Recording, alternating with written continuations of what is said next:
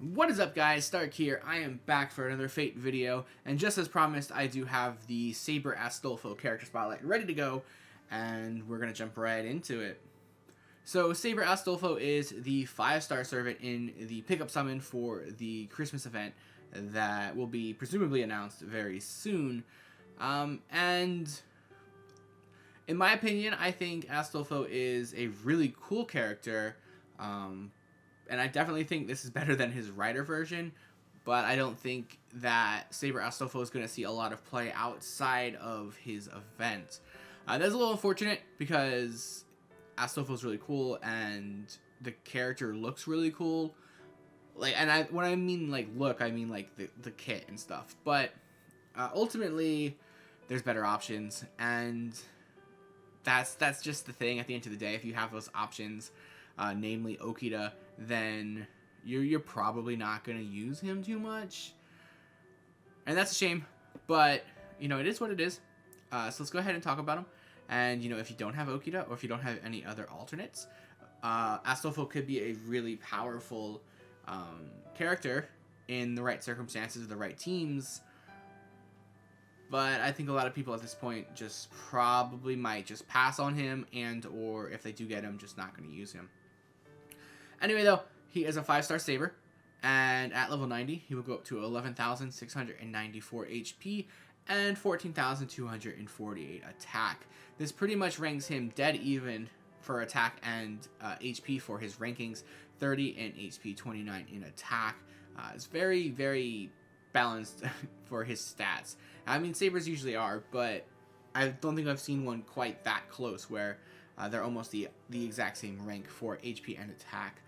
Star Absorption is pretty good at 103. Star Generation is a little bit better than base at 10.1 for Star Generation. Sabers, I believe, usually start at 10%, so a little bit better than that. Noble Phantasm Generation is 0.52 on his attacks and 3% on defense. It's a little low for his generation. He will struggle a little bit with getting his Noble Phantasm charged up, which is a shame because of his Noble Phantasm is really good. But we'll get to that in a little bit. But for now, we're going to go ahead and take a look at his skills. Now, his first skill is going to gain Noble Phantasm gauge each turn for yourself for 3 turns. This will also remove debuffs on himself. So yeah, pretty good first skill. You have a 20% increase to your gauge every turn for 3 turns, which is pretty nice. You have that steady flow of Noble Phantasm generation. Also going to remove your own debuffs. Now, this only happens the first time you use the skill, but still very good, very useful to just wipe debuffs off of him. That could definitely see him see a lot of play outside of, like I said before, that he's not going to see a lot of play, but this could definitely be a situation in which you would want to opt to use Astolfo, being able to clear debuffs and then potentially fire off Noble Phantasm on the same turn if you do have it stacked that way. Definitely going to be a high point of the character, just being able to clear his own debuffs. Unfortunately, it's not targetable. If it was targetable, I think that would definitely work out a little bit better for him. I will go ahead and mention this, although it doesn't really impact his rating today because it's not available, but he will get a upgrade to his first skill, and this will add a couple of effects where he will increase his own Noble Phantasm gauge as a flat battery and also gain critical stars. So you're going to get a 20% increase to your gauge, so that'll be 40% for the first turn, and then after that you just go back to your 20%. Still really nice though. And then on the critical stars, you'll get 20 critical stars. It's a huge upgrade to his skill. Definitely makes him a little bit more viable, but we will not be seeing that for a couple years. Although, NA has brought things out early, so it is possible we get it early, but at this point in time, it's not available, so it's not going to be factored into his overall ranking, but definitely keep that in mind for the future. Taking a look at Astolfo's second skill is going to be a pretty solid offensive and defensive buff. Well, not really defensive buff, but he's going to debuff the enemy and buff himself. He's going to apply terror to all enemies for 3 turns, and he will also apply evasion to himself 3 times over the course of 3 turns. So pretty solid skill there, being able to stun the enemy team while also being able to gain evasion. The only drawback here is that it's a 40% chance.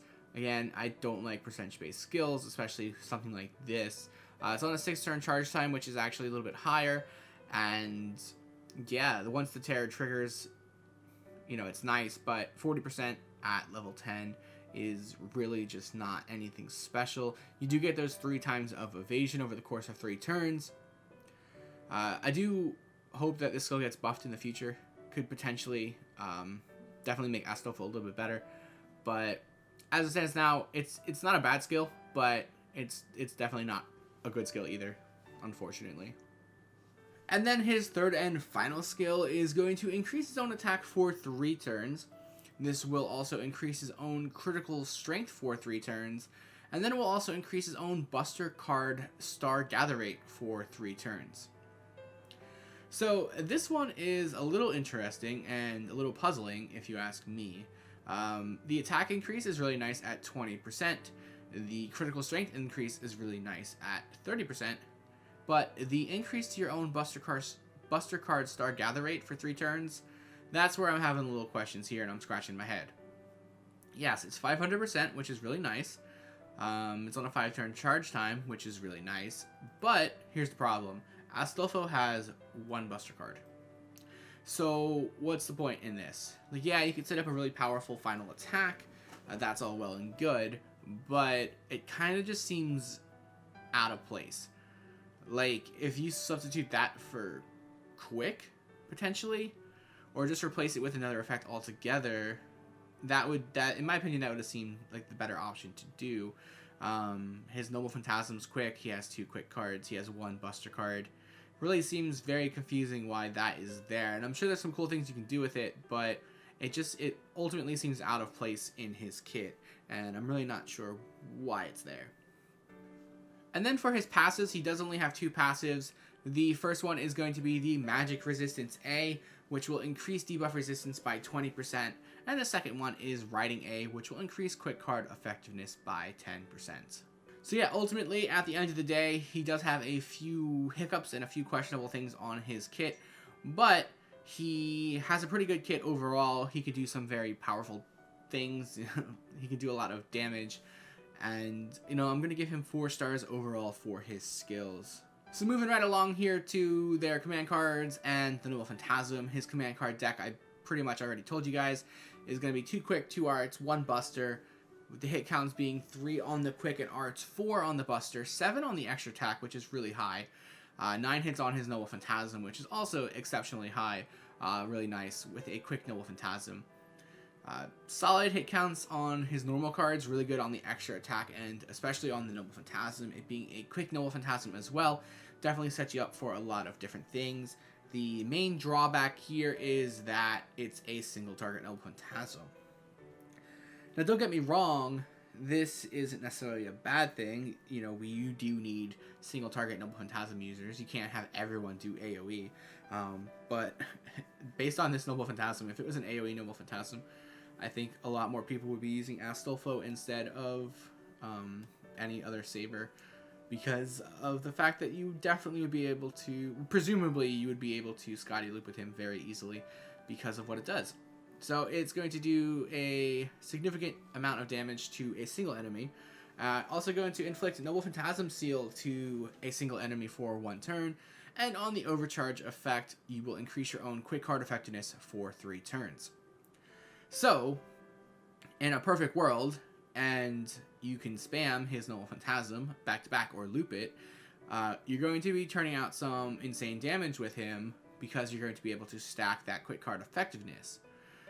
It is single target, so obviously you can't use it for looping, for farming, which is what I was talking about. If it was AoE, it would be kind of broken, which is why it's not AoE, but if it was, you'd be able to use him for that. You could still use him for looping Noble Phantasms for, like, I don't know, tougher enemies, I guess, but it's more difficult to do. You obviously would need, like, Noble Phantasm battery generators, so, like, your Wavers, your Scotties, things like that. Probably have to use Plug Suit, probably have to use, like, a Rash or something to, well, not even a Rash would work, Chen Gong would work, to, like, you could use Waver to buff him up, Chen Gong him off, and then bring out another person and then just repeat it. Something like that, I don't know. any way of getting his Noble Phantasm to loop before the quick card effectiveness runs out so you can get the stacks going, that could potentially see some insane amount of damage, but that would be very difficult to actually pull off. And if you do pull it off, is it actually going to be worth it in the long run? That's a question that you'll have to answer for yourselves if you do pull for him. So yeah, ultimately, Astolfo does have some pretty good damage potential, but you definitely need a lot of help to reach maximum potential. So at base, I'm going to give Astolfo 4 stars for their damage output, with the definite potential of reaching 5 stars if you do combo him into a Noble Phantasm looping team, and especially once you get his upgrade to his first skill, that'll definitely help as well. As far as critical ability goes, we're only going to give Astolfo a 3-star rating at this point in time. We can't factor in his first skill upgrade because it's not available yet, but in the future, obviously, that'll go up with the increase of gaining stars for 20 stars. That'll definitely make things a little bit better.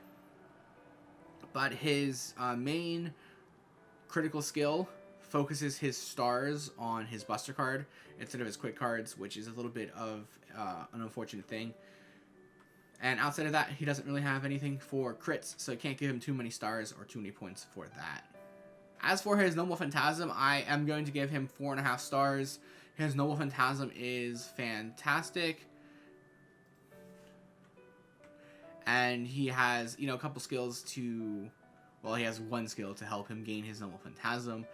Once he gets the upgrade, this will go up to 5 stars as well. The only issue is that it'll be pretty difficult to get his Noble Phantasm charged, and that is why I'm going to give him half a point off, just because of that. But Noble Phantasm is very good. It hits very hard. It inflicts Noble Phantasm Seal. It'll increase his own quick card effectiveness. It has a lot of things in there that do really good. It's just sort of hard to get that to go off. As far as survivability goes, I'm going to give him 3.5 stars. He has pretty solid base HP, and he does have the evasion skill to kind of keep him alive for a little bit longer than most other servants. But he's definitely not a tanky servant. He doesn't have a full defensive kit, just a little bit of defense there, so I'm going to bump him up a little bit for that. As far as support goes, I'm going to give him 2.5 stars. He doesn't necessarily have a whole lot of support, but he kind of indirectly supports his team by, applying terror to the enemies to potentially stun them, inflict Noble Phantasm Seal to the enemy that he uses Noble Phantasm on to potentially stall them there. So he does have a little bit of support, backward support from, just by debuffing the enemy. So I did give him a half a point bump for that, but he's definitely not a supporting character. He's actually going to need a ton of support to be viable. And that will give his overall ranking a 3.6 out of 5. He looks really good on paper, but they're just, a couple other characters that most people would much rather use, namely Okita, and especially with Okita getting her Noble Phantasm and Battle Sprite animations, I think a lot of people are going to just want to use Okita instead. I'm pretty sure Okita is more popular anyway. I could be wrong about that, but I do think that's the case. But yeah, it is a bit of a shame that this was the hand that Astolfo was dealt. But, if you don't have Okita, you could potentially look at using Astolfo, especially for the event. I mean, I think a lot of people are going to use Astolfo for the event, myself included. I'm still going to pull for him. I still like him. Still want to get him. It's just, he doesn't just match up to the other Sabers in the game. But yeah, guys, that is my ranking of Astolfo. Let me know in the comments down below what you guys think. Any changes or corrections, or maybe I just missed the mark on this one completely. Let me know in the comments down below. But I did hope you enjoyed this video, and if you did, feel free to like, comment, and subscribe. And as always, I do have the links below to my Twitter, Twitch, Patreon, and Discord, so please feel free to check those out. And hopefully this is the start of me getting back into the Fate content creation, and hopefully we'll have that Nightingale video ready to go before the event comes out. And I'll see you guys then. So thanks for watching, and I'll see you next time.